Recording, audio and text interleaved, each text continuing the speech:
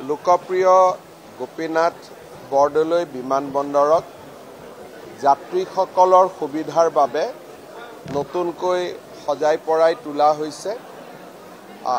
ইয়াতে প্ৰায় আমি দেখা পাওঁ যে 1000 প্ৰথমতে আমাৰ যিটো ফ্ৰণ্টেজ আছিলে 200 বৰ্গমিটাৰ আছিলে, তাক 1000 বৰ্গমিটাৰলৈকে বৃদ্ধি কৰা হৈছে।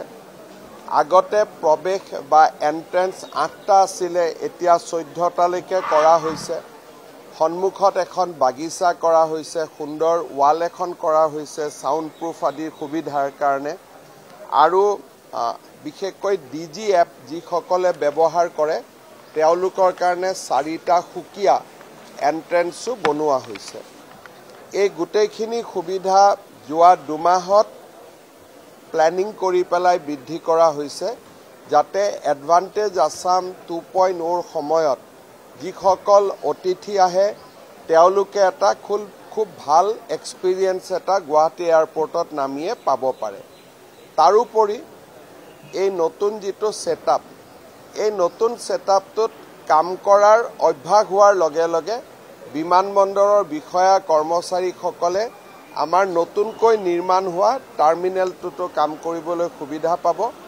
নতুনকৈ নিৰ্মাণ হোৱা টাৰ্মিনেলটো আমি আশা কৰিছোঁ যে থাৰ্ড পাৰ্ট আমাৰ ছেপ্টেম্বৰ-অক্টোবৰ মাহত আমি উদ্বোধন কৰিব পাৰিম।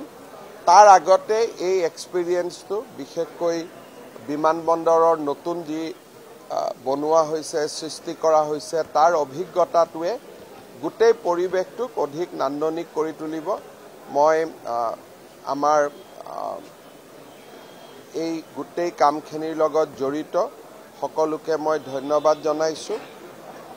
আমি লোকপ্ৰিয় গোপীনাথ বৰদলৈ এয়াৰপোৰ্টটো গোটেই আমাৰ অসমৰ দুৱাৰমুখ বুলি ক'ব পাৰোঁ, উত্তৰ পূৰ্ব দুৱাৰমুখ বুলি ক'ব পাৰোঁ, ভৱিষ্যতে দক্ষিণ পূব এছিয়াৰ দুৱাৰমুখ হ'ব।